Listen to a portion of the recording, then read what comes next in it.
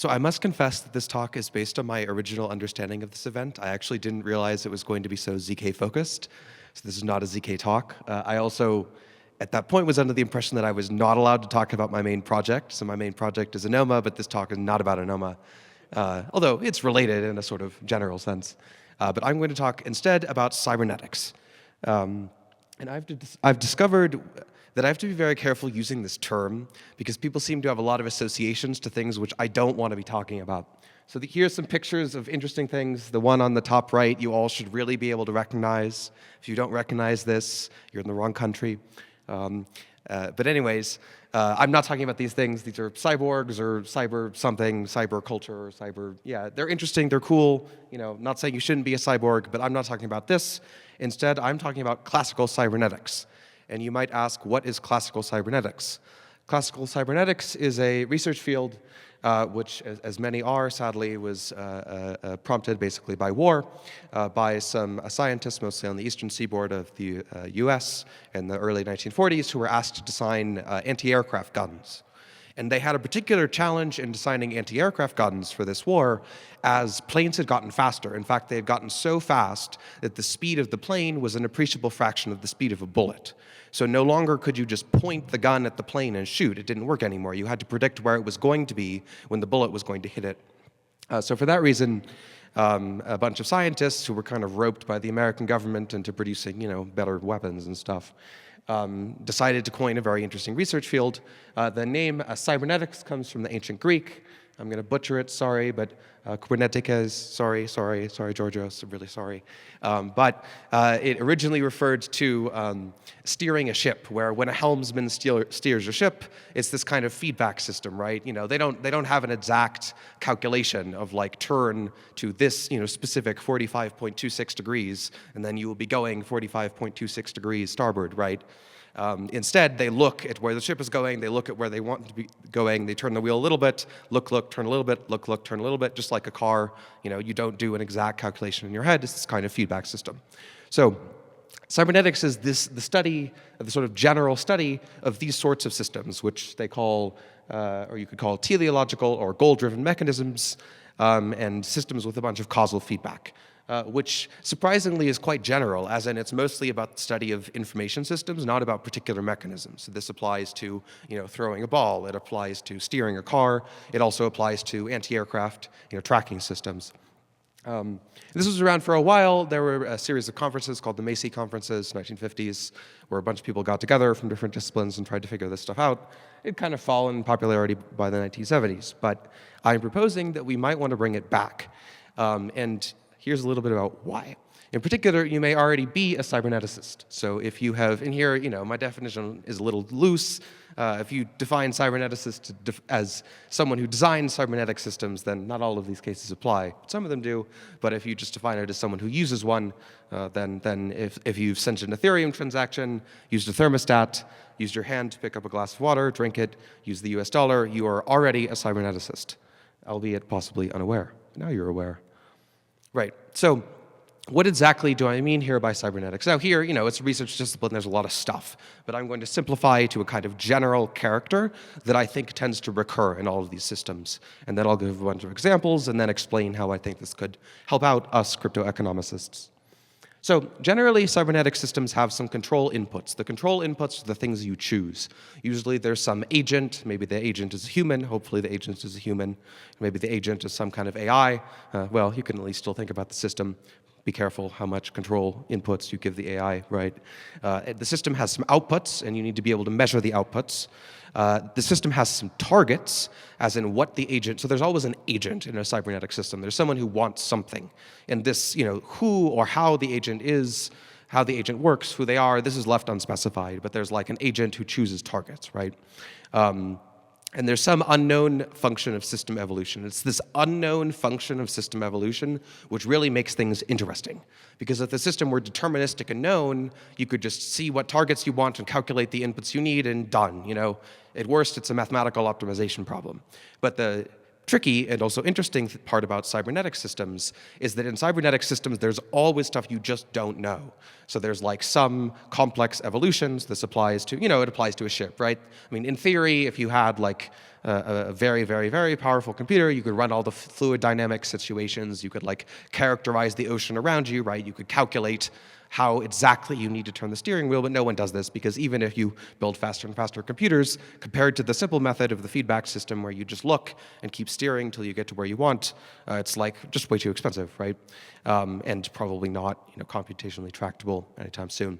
So in all of these systems, you have some unknown function which takes these control inputs, it takes other, and usually the other things are much larger and numerous. It takes other, possibly unknown inputs, and it produces the outputs, which you can then measure. And then you want to come up with some strategy for adjusting the control inputs to kind of move the system gradually. There's always this iterative process, move the system towards the target outputs. Right, so in this talk, I included two large words which start with C, and the second one is cryptoeconomics. So why would you want to apply cybernetics to cryptoeconomics? Well, first, what is cryptoeconomics? Got to be fast, so I'm going to take a working definition here and say that cryptoeconomics is the design of cryptographic mechanisms to achieve economic ends. Now, economic ends tend to involve something you might call Gestalt system behavior. And Gestalt system behavior is where there are many participants. In general, they know private information. This could be private keys, could be preferences, price information. And this private information and their choices through the cryptographic mechanisms of the system allows them to take free actions. But then we care about not only their individual actions, but the result of sort of all of these actions in concert, right? In a market, it's all the actions in concert which determine the prices. And cybernetics, I propose, is appealing because it allows us to, approximately as rigorously as you can rigorously characterize systems with a lot of unknown information, but it allows us to rigorously characterize these systems and illuminates a sort of general character which they share. So let me demonstrate that by showing you a few examples of systems that you probably already know about that are in fact cybernetic. One of those is EIP 1559. So EIP 1559 is a very, very, very fancy name and cool, and there's a nice paper not criticizing it for a P controller. And a P controller is a very simple mechanism that takes one output, one target, one input, and basically adjusts the input proportional to the difference between the output and the target. So in EIP 1559, the measured output is block fullness. The target, as far as I remember, is 50%. The control input is the minimum gas price, approximately. And the control function, I think, is just difference proportional. Right? So if you've used Ethereum, you're a user of a cybernetic system. Second example, Cosmos staking rewards, perhaps not quite as well known, but a similar concept. There's a target staking rate. I think it's 2/3 on the Cosmos Hub. That's the output you can measure. It's very easy to measure that just in the protocol. The control input is staking inflation, and the control function is proportional. Now, before going to the third example, I want to just pause a second to think, what is the function of system evolution here? Actually, it's like the rest of the economy. What's determining whether people make choices to stake or not in Cosmos, or to send a transaction or not in Ethereum? Well, it's like everything else. So the amazing thing about this kind of control system is that the complexity of this unknown part of the function of system evolution is like crazy high, and still, it's never something that you could calculate deterministically, right? But still, these relatively simple mechanisms which allow you to keep adjusting your inputs based on continuously seeking a target output achieve like kind of reliable system behavior, right? Like fees have become much more reliable since EIP 1559 was introduced. So I also want to give a few examples of cybernetic systems in the real world. The first one is a thermostat. And they've gotten more complicated, and they have LED displays, and they appear to do fancy things, and they come with fancy sounding features on the box, but still they do the same basic thing, which is that they measure the temperature. You set what temperature you want your room to be at. The control input is just how much the thermostat heats, how much electricity is sent through the coils or whatever. And the control function is usually PID, which is a proportional integral derivative controller. The P part is the same as the EIP 1559. The I part basically takes the integral of the difference between the target and the output over time. So it allows you to kind of adjust for sort of edge effects. Basically, if the response to heating input is nonlinear, then you need something like this more often. And D as derivative, which means that you slow down the rate of increase if you're already moving towards the target. Second example is the US Fed interest policy. So as an American taxpayer, I've noticed that I pay taxes to a bunch of people, and they seem to do something which is basically a P controller, except it's like shrouded in mystery, and no one knows why. But anyway, the measured output is consumer inflation. The target, I think, is like 1 to 2%. It's what some central bankers said sometimes, not an expert. Control input is the Fed funds rate. And the control function is like, I mean, it's mysterious, but it appears to be proportional, basically. If inflation goes up, interest rate goes up. And like, let's all pray to, well, I shouldn't say that in a church, but let's hope that that works. Right, okay, so why bother? Why talk about things in this, why talk about things in this language? And in a sense, this is true. Cybernetics is merely a different language for systems, which, as you've seen, you're already very familiar with. But I argue this language has two advantages. One, it illuminates that these problems have the same general character, that they're like dealing with different inputs, dealing with different outputs, but they have the same like kind of feedback flow, they have the same uncertain information, they have the same general character, and you can build some of these systems like controllers on the basis of like basically the uncertainty profiles of your data. You don't need to, it doesn't matter what specific thing it's measuring, you just care about the kinds of mathematical analysis you can do. And I think cybernetics is helpful because it forces us to recognize which parts of our problems are just really irreducibly unknown, right? An unknown function of system evolution, a bunch of other information that goes into how this evolves. It's helpful to know what you know and what you don't. So I argue that this is very helpful, or could be very helpful, for cryptoeconomics. Because in cryptoeconomics, if we are seeking economic ends, then we have a problem which is going to look a lot like this. And I think there's an interesting question we can ask, which is, what does it look like to apply cryptoeconomics to the economic system itself? So let's think about the economic system. What are the cybernetics of the economic system? Well, we have some outputs.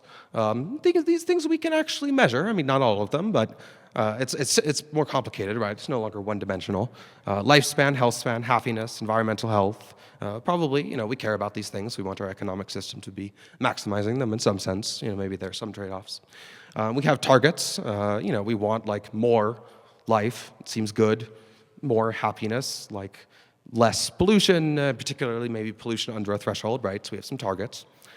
We have control inputs, I would argue, in a sort of monetary system. We have points at which money is issued. We have destinations where money is transferred. So this is a multi-agent system, right? There are many individuals making separate decisions, and also people deciding to accept money. And all of these change, they change the basically the flows in the system, and if money is acting as an incentive that also causes people to do things, they change, how the system as a whole is or is not going to move towards the targets, right? But the control function we have right now, I would argue, is very haphazard. So also one advantage, I think, of the cybernetic frame in looking at this question is it actually gives a surprisingly precise way to characterize what it means for money to be chasing money without chasing the targets. So in a feedback system, when you have money chasing money, it's like it's like a system out of control. It's like if you start steering a steering wheel and how much you keep steering the steering wheel is proportional to how much you've already steered, you're going to go like this, right? You've lost a sense of what the system is targeting, right? So I think that's an interesting corollary of thinking about the problem this way. But I argue that, as you see in this slide, the problem of economic systems design, if these are the things that we care about, if we care about those outputs, if we have, at least some consensus on targets, and if we have all of these control inputs and this, function, some way of deciding how to adjust the inputs to seek the targets, then this is a problem of the same general cybernetic character. And maybe there are more things that we can do to look at the problem from this frame. So what you might ask is, well, why is money chasing money, right? Probably because some local incentives and part of the system favor it, right? Even if it's not in the interest of the system as a whole, there are like parts where the interests of individual agents are supported by just like chasing money without concern as to the targets, right? So then the system design in some senses failed. There's a misalignment between part and whole. And if cryptoeconomics aims to offer a viable alternative, we have to reckon with this and try to craft some kind of better system for this economic control problem. And basically all I wanted to convince you of in this talk is that cybernetics is a helpful language and a pretty deep existing research field to look at this kind of question. Thank you. Any questions for Chris? Yeah.